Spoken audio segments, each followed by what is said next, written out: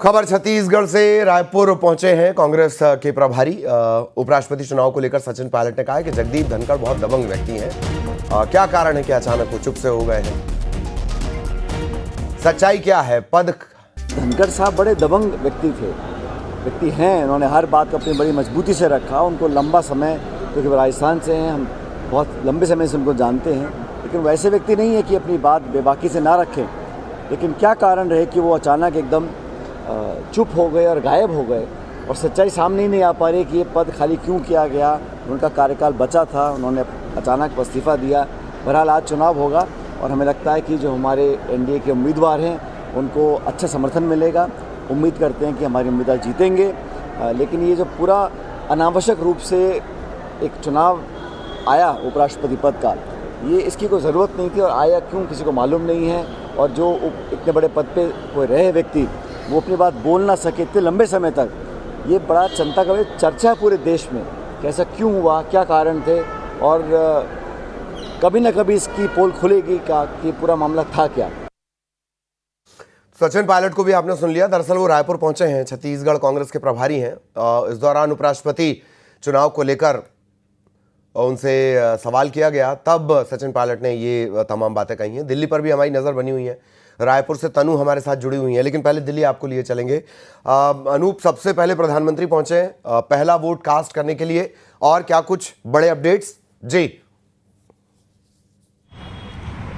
देखिए, आपको बता दूं कि प्रधानमंत्री नरेंद्र मोदी, जो आप तस्वीरों में भी दिखा रहे हैं, प्रधानमंत्री नरेंद्र मोदी वोट डालेंगे। और कहीं ना कहीं बीजेपी और एनडीए की कोशिश है कि ज़्यादा से ज़्यादा जो है वो मतदान हो, क्योंकि जिस बात का जिक्र आप भी कर रहे हैं, देखिए बीआरएस, बीजू जनता दल, जो आमतौर पर इस तरह के वोटिंग में वो लगातार जो है एनडीए कैंडिडेट का समर्थन करते रहे, इस बार अब्सटेन होने वाले हैं। ये भी देखने वाली बात होगी कि जो कुल संख्या है सांसदों की, और उसमें से कितने लोग जो है अब्सटेन करते हैं। कहीं ना कहीं ये भी जो जीत हार का जो अंतर है वो बांट सकता है, वो बता सकता है कि कितना जो है एनडीए के समर्थन में वोट डाला है और कितना जो है वो इंडिया ब्लॉक के समर्थन पे वोट डाला गया है। दूसरी तरफ देखिए, जो अंक गणित है, उस अंक गणित में एनडीए को बहुत परेशान होने की ज़रूरत नहीं है, क्योंकि एनडीए के पास एक स्मार्ट मार्जिन कह सकते हैं, लगभग 425 तो बिना किसी सहयोग के उनको हासिल है। तो ऐसे में सीपी राधाकृष्णन बहुत आसानी से लगता है कि वो उपराष्ट्रपति का चुनाव जीत जाएंगे, एक बढ़त है।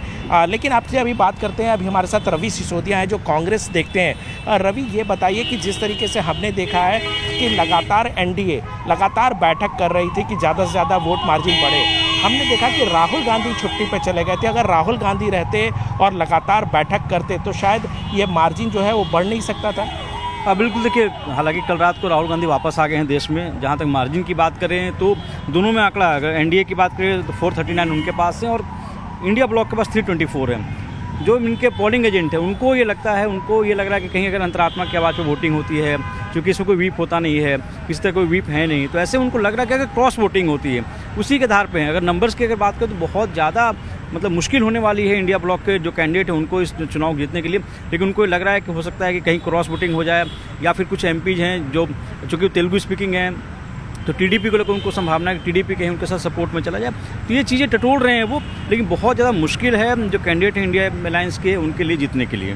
तो ये देख सकते हैं कि कहीं ना कहीं जो कांग्रेस है और ख़ासतौर पे इंडिया ब्लॉक है, वो भी इस बात को बखूबी जानती है कि जो संख्या बल है वो उनके हिसाब से नहीं है, बहुमत का आंकड़ा उनके पास नहीं है और वो चुनाव हार जाएंगे। लेकिन अंतर आत्मा, जिसको लगातार हम बात कर रहे थे कि इसमें विप नहीं होता है, तो ऐसे में अगर क्रॉस वोटिंग होता है तो ये कहीं ना कहीं जीत हार का जो अंतर है वो कम कर देगा। इस पर सबकी निगाहें जरूर टिकी रहेगी। अंतरात्मा पर पकड़ अगर देखी जाए संगठन के हिसाब से तो बीजेपी की चूंकि ज़्यादा रहती है।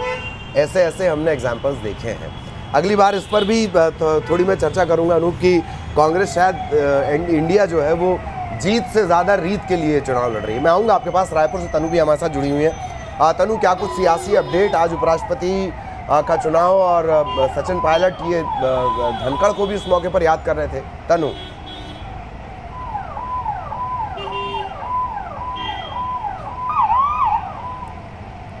हो रही है और आज ही नतीजे भी जो है वो घोषित कर दिए जाएंगे। वहीं पिछले उपराष्ट्रपति चुनाव की अगर हम बात करें तो एनडीए के उम्मीदवार जगदीप धनखड़ को बड़ी जो है वो जीत हासिल हुई थी, लेकिन उन्होंने जुलाई के महीने में अपने पद से इस्तीफा दे दिया था और उनके इस्तीफे के बाद से ही लगातार अटकलों का जो बाजार है वो काफी तेज था और ये अटकलें अभी भी जारी है कि आखिर उन्होंने अपने पद से इस्तीफा क्यों दिया था। अब इस बीच छत्तीसगढ़ कांग्रेस के प्रदेश प्रभारी सचिन पायलट जो है वो रायपुर पहुंचे, तो इस दौरान उन्होंने भी इस पर प्रतिक्रिया दी है। उन्होंने कहा है कि देश की जनता अभी तक जान नहीं पाई कि आखिर पूर्व उपराष्ट्रपति कहां हैं, अपने इस्तीफे के बाद से वो अचानक कहां गायब हो गए, ये किसी को मालूम नहीं हुआ है।